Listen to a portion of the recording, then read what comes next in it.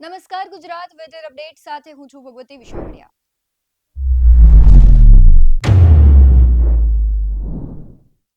આમ તો ઋતુ ચક્ર મુજબ જો વાત કરવામાં આવે તો અત્યારે ઉનાળુ ચાલી રહ્યું છે, પરંતુ જે પશ્ચિમી વિક્ષોભ સર્જાઈ રહ્યા છે એને લઈને જે સાયક્લોનિક સર્ક્યુલેશન સક્રિય થઈ રહ્યા છે તેને લઈને રાજ્ય અને અન્ય રાજ્યોમાં પણ દેશના ઘણા બધા એવા રાજ્યો છે કે જ્યાં કમોસમી વરસાદ વરસી રહ્યો છે। સાથે જો ગુજરાતની વાત કરવામાં આવે તો આની પહેલા પણ એક માવઠું આવ્યું હતું અને તેણે ખૂબ નુકસાન ખેડૂતોને તેના લીધે થયું હતું। ફરી એક વખત છે કમોસમી વરસાદ થઈ રહ્યો છે।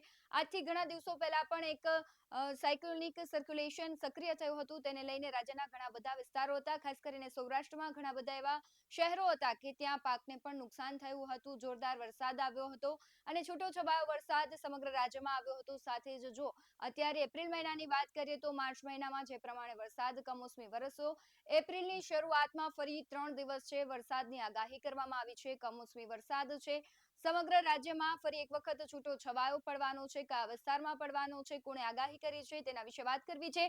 સૌથી પહેલા વિન્ડીના માધ્યમથી આપણે સમજવાનો પ્રયત્ન કરીએ તો હાલ અત્યારે એક સાયક્લોનિક સર્ક્યુલેશન પાકિસ્તાન તરફ સક્રિય થયું છે। અહીંયા પાકિસ્તાનના જે કરાચી ભાગ છે ત્યાં એક સાયક્લોનિક સર્ક્યુલેશન જે સક્રિય થયું છે અને તેની અસર જો ગુજરાતમાં ક્યાં પડશે તેની વાત કરીએ તો ખાસ કરીને આપણે ગુજરાતની વાત કરતા હોય ત્યારે દરિયાકાંઠાના જે વિસ્તારો છે ત્યાં ક્યાંક તેની અસર જોવા મળશે। જો આજની વાત કરીએ તો આજે ખાસ કરીને જામનગર અને આ આખો વિસ્તાર છે એટલે કે રાજકોટ, સુરેન્દ્રનગર સહિતનો વિસ્તાર છે। બીજી તરફ છે દક્ષિણ ગુજરાતમાં પણ તેની અસર જોવા મળશે। ખાસ રાજસ્થાન તરફ જે આખી સિસ્ટમ સક્રિય થઈ છે તેની પણ અસર ક્યાંક કચ્છ સહિતના જે વિસ્તારો છે ત્યાં જોવા મળી શકે છે। આપણે હજુ પણ જો નજીકથી જોવાનો પ્રયત્ન કરીએ તો ખાસ કચ્છના અમુક ભાગોમાં ધીમે ધીમે સિસ્ટમ સક્રિય થતી હોય અને તેની અસર દેખાશે અને જેવી રીતના આગળ સિસ્ટમ વધારે સ્ટ્રોંગ બનશે તો જામનગર અને ખાસ કરીને જો અહીંયા જોઈએ તો કે દરિયાકાંઠાનો આ વિસ્તાર છે, કચ્છ અને આખો દરિયાકાંઠાનો વિસ્તાર એટલે કે સૌરાષ્ટ્રનો જે વિસ્તાર છે ત્યાં વધારે અસર જોવા મળશે। અને જે પ્રમાણે આની પહેલા પણ જ્યારે સિસ્ટમ સક્રિય થઈ હતી ત્યારે પણ ગુજરાતના દરિયાકાંઠાના જે વિસ્તારો છે તેને ખૂબ અસર કરી હતી। અમદાવાદ સહિતના જે વિસ્તારો છે ત્યાં પણ આ સિસ્ટમ જે સક્રિય થશે અને તેની અસર થવાની છે, એટલે કે સાર્વત્રિક વરસાદ છે રાજ્યમાં છૂટો છવાયો બધા જ શહેરોમાં થવાનો છે। પણ ખાસ કરીને જો આજની જ વાત કરવામાં આવે તો આજે છે મૂડી, સુરેન્દ્રનગર, મહેસાણા, પાલનપુર સહિતનો જે આખો વિસ્તાર છે અને ધીમે ધીમે આ આખો પટ્ટો છે ત્યાં વધારે અસર થવાની છે।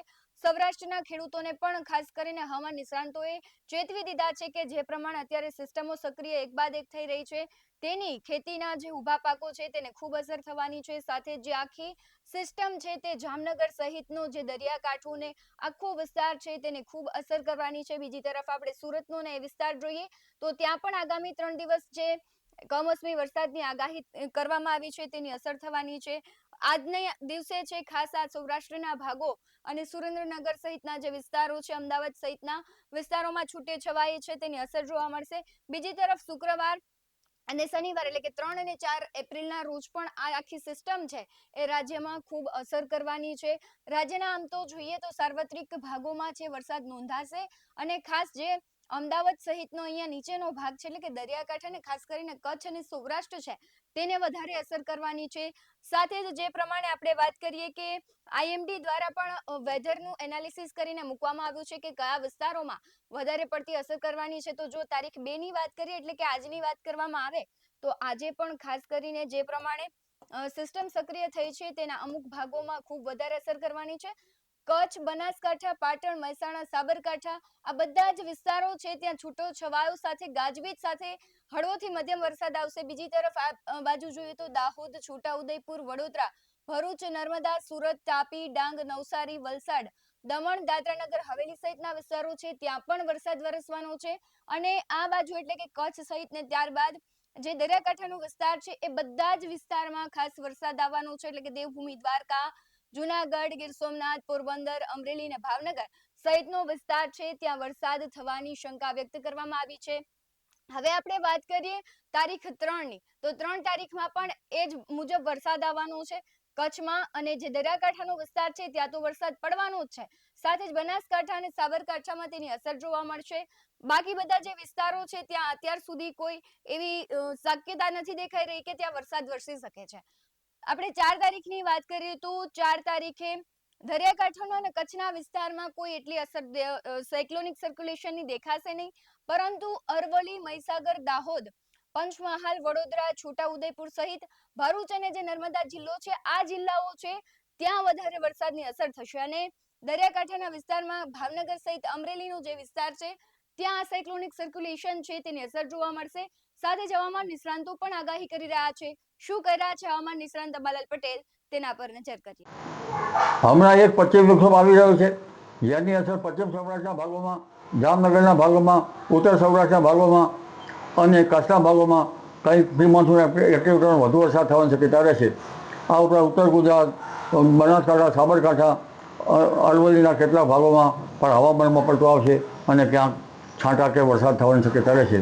પંચમહાલના ભાગોમાં પણ શક્યતા રહેશે. ખાસ કરીને મધ્ય ગુજરાતના ભાગોમાં પલટો આવશે અને ક્યાંક વરસાદ થવાની શક્યતા રહેશે. અમદાવાદ, ગાંધીનગરના ભાગો પણ વરસાદ થવાની શક્યતા રહેશે. આગામી 10 દિવસમાં આ બધા પડતા એક પછી એક પડતા આવવાની શક્યતા રહેશે અને જૂનાગઢના ભાગોમાં લગભગ સૌરાષ્ટ્રના અન્ય ભાગોમાં પણ હવામાનમાં પડતા આવશે. તારીખ 8 થી 10માં પણ લગભગ પવન સાથે વરસાદ થવાની શક્યતા રહેશે. એટલે આગામી તારીખ 3 થી 10માં ખેડૂત ભાઈઓએ મોસમ જોઈને પોતાના કૃષિ કાર્યો કરવા સારા રહે. ક્યારેક તડકો તો ક્યારેક વરસાદ આવી શકે. ગાજવીજ સાથે પણ કેટલાક ભાગમાં વરસાદ થવાની શક્યતા રહેશે. એપ્રિલ માસમાં 20 એપ્રિલ માસ ગરમી વધવાની શક્યતા રહેશે. મે માસમાં આંધી વંટોળનું પ્રમાણ રહેશે અને 26 એપ્રિલથી મે માસની શરૂઆતમાં બંગાળ ઉપસાગરમાં ચક્રવાત થવાની શક્યતા રહેશે. એક સિવિયર ચક્રવાત મે માસમાં અરબ સાગરમાં પણ થવાની શક્યતા છે. જો તેનો માર્ગ ઓમાન તરફ જાય તો ઓછી હરકત આવી શકે ગુજરાતને. જી. જે પ્રમાણે અત્યારે આગાહીઓ કરવામાં આવી રહી છે, પશ્ચિમી વિક્ષોભ છે સક્રિય થયું છે, સાથે જ એપ્રિલ મહિનો પણ ક્યાંક ને ક્યાંક કમોસમી વરસાદ આખું વરસવાનું છે, એટલે કે ખેડૂતો માટે ક્યાંક ચિંતાજનક સમાચાર કહેવાય છે. જો તમારા વિસ્તારમાં પણ વરસાદ વરસી રહ્યો છે તો એ વિડીયો છે તમે અમને અમારા વોટ્સએપ નંબર પર મોકલી શકો છો.